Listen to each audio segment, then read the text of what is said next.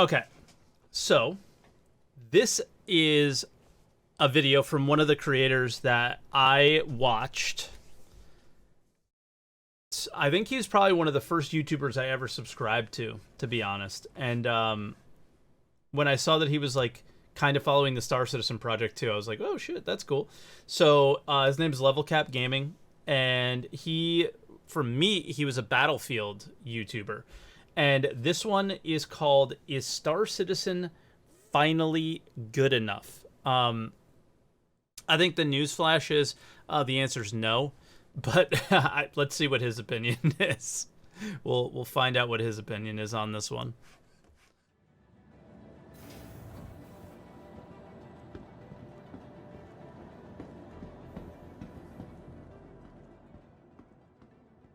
Dang. Oh, First he's into the big ships. Carrick. This thing is huge. All right, how do we get in?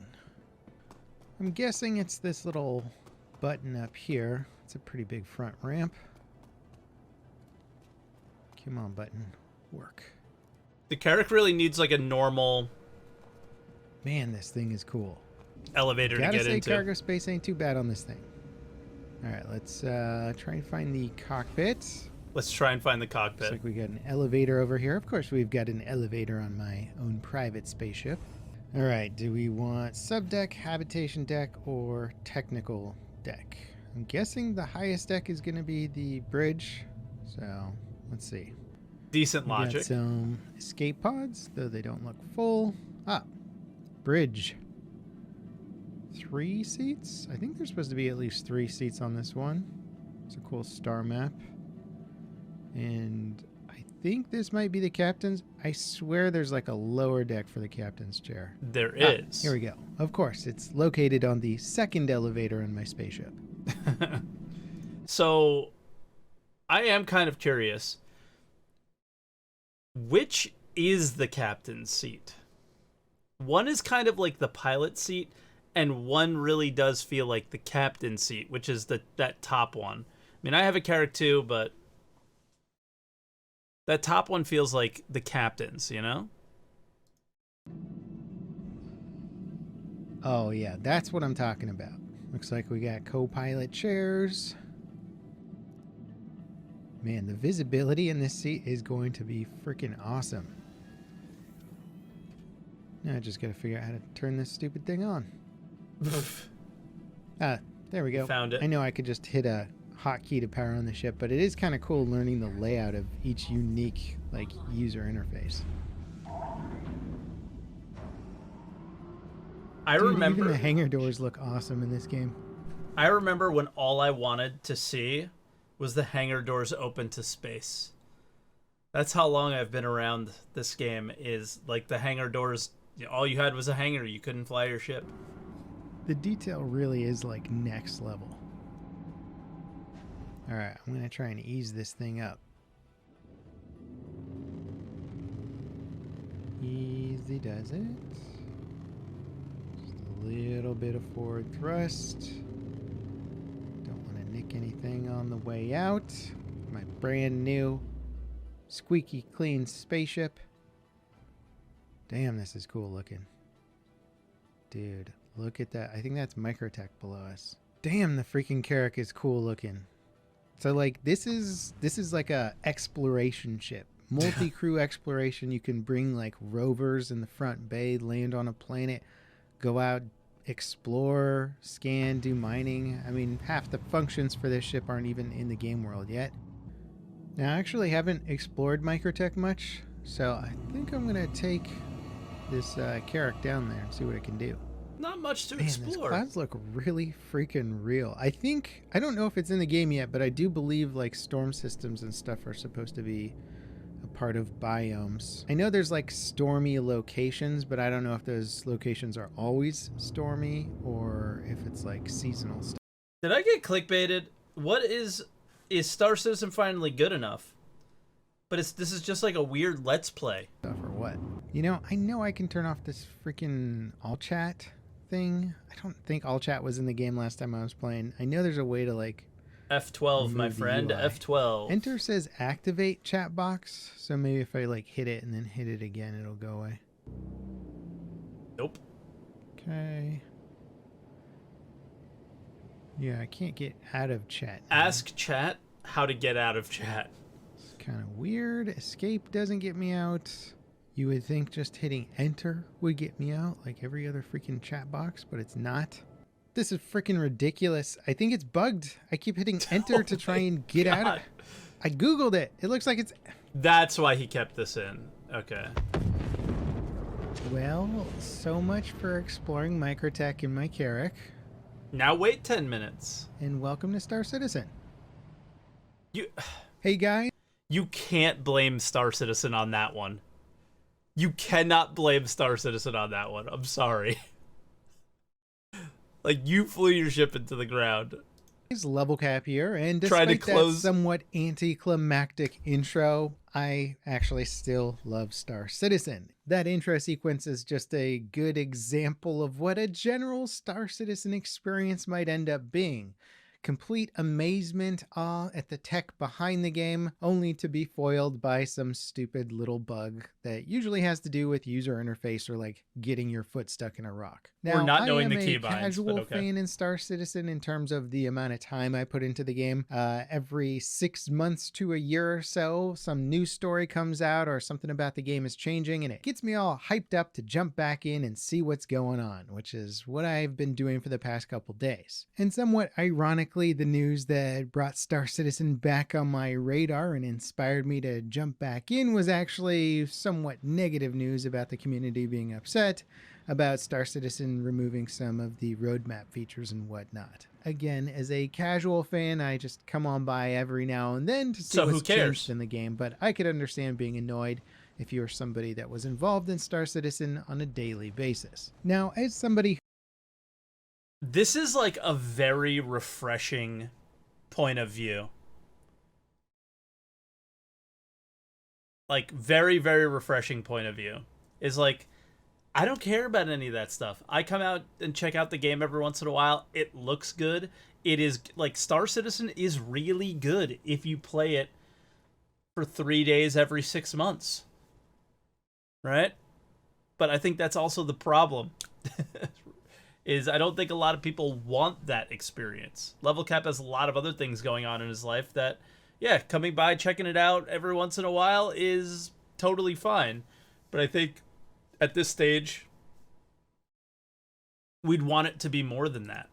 who more or less peruses the persistent universe from time to time, I'm generally pretty excited every time I hop in and really refamiliarize myself with the world. And this time around, they had a pretty cool event running. They had run this event before, but this is actually the first time I partook in it. It's called Xeno Threat, and basically players gang up against a whole bunch of hostiles and invading the solar system, and there's some big battles that you can partake in and some cool missions in which some players are fighting down fighters and invading ships while other players are trying to loot wreckages and move hazardous supplies off of ships while also fighting NPCs. It's kind of elaborate, to be honest, and really fun. Also, I reached out to Board Gamer, who's a Star Citizen YouTuber and somebody I've been following for quite a while to get all my Star Citizen news from, and he was very generous with his time. He and his co-pilot slash camera person Zinnia teamed up with me to run some Xeno Threat together, and honestly, it was a blast. It was Awesome. a little buggy at times, and sure, we ran into our hiccups along the way,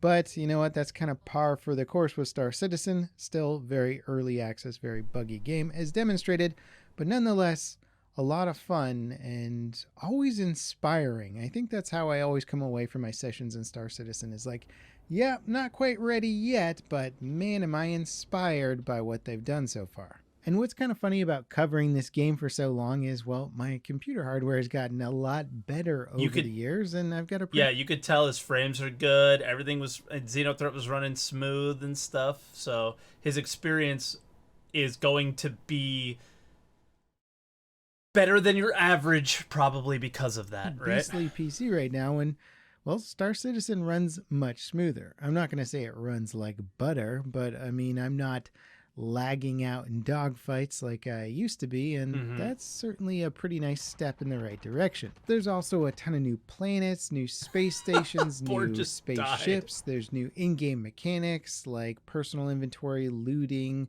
reviving, all kinds of cool stuff. Board Gamer was kind enough to get riddled with bullets so we could practice the revive mechanic on him. And I gotta say, it is kind of funny dropping into the game right now where a lot of members of the community seem to be upset about something going on, and I'm like, oh, hey, this game's really come a long way since I played last. And in fact, it's almost tougher to pull away from the game right now because it feels really close to having like legitimately fun, decent gameplay loops. And yes, and that's why the community, or at least that's why the community of people like myself who are looking to play the game on a more regular basis are so frustrated, because it does actually feel kind of that close.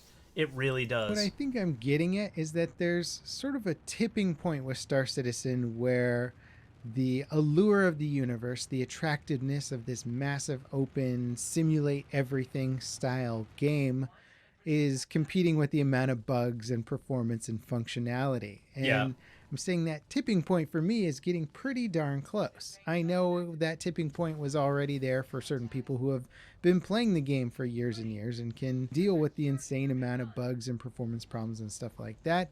I definitely enjoyed jumping into the game briefly previously, but it was just too buggy and too problematic for me to play consistently a while back. I'm saying that balance point now is way closer. Like basically if Star Citizen fixed a bunch of its UI bugs and made its navigational system more functional, more reliable, like I'm probably going to start jumping in and playing the game much more regularly.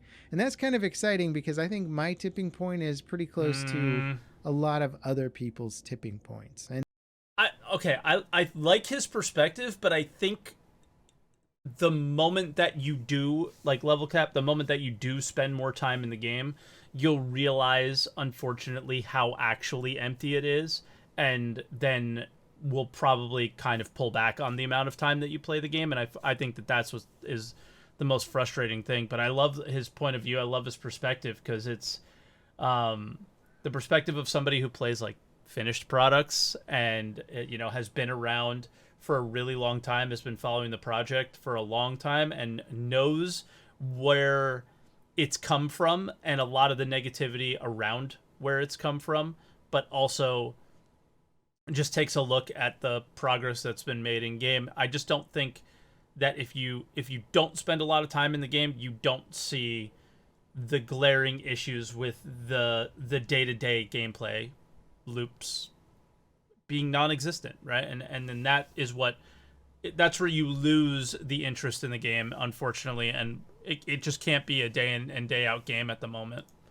And it is funny coming to this realization in the middle of the community being upset about roadmap stuff going on, and I'm like hopping back into the game for the first time in a while and like, wow, things are looking great. But that's how I feel about the game right now, and it's kind of exciting. And in that regard, what do you guys think? Would you actually like to see more Star Citizen content on this channel, whether it's in-depth type content or maybe even live mission running style content, checking out new ships, getting into fights, scraps, whatever kind of miscellaneous adventures? I'd love to hear what you guys think. Also, if you haven't picked up a copy of Star Citizen and you're thinking about doing it, make sure to use my referral code here before you buy the game. You can plug this in and it'll give you extra cash for your account when you start out, which will actually help you buy decent mission running gear at the very start and just alleviate. Also, starting pretty soon, if you use like anybody's code, like one of your friends, or if you want to push your own, my favorite armor is going to be the referral reward. It's like this white and gold and kind of sandy colored of that really cool looking Hurston armor, and then the coolest looking sniper with the same color scheme. You just get it if you refer somebody. So not only do you get the extra money, but level cap and you would get that really sweet armor. Learning curves. As always, guys, thanks for watching, and I'll see you next like time. Daymar. It would kind of be like Daymar camo. All right, I'm not going to lie. That was actually really refreshing. So I've been looking for a video like this for a while, where it's not just like the nonstop drama behind the game as much, and it's more of somebody who is a little bit more level-headed, but not so in it that they feel they have to defend it, right? That is your honest opinion that you're getting from him, and yeah, it was nice. It was refreshing to hear. I think if he played the game more, he would definitely see the glaring issues with the game a lot more, but at the same time, it's nice to see the perspective of somebody who just stops by every now and again to see how the progress is going, because when you are staring at it's like the watching a pot boil kind of thing. Is it seems to take forever for us, but it might look like they're making a significant progress for him. So cool. Thanks, Level Cap. That was fun. Yeah.